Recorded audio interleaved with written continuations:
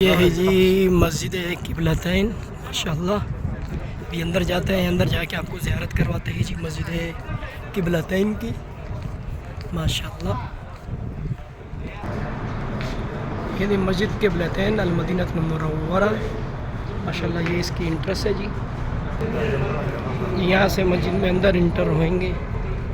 ये जी क़िबला बैतुल्ला इस तरफ है और वो सामने ऊपर देखें जो जहाँ नमाज की तरह बना है ये था मस्जिद अक्सा। और इस तरफ लोग जो है ना नवाफिल वगैरह अदा कर रहे हैं माशाल्लाह।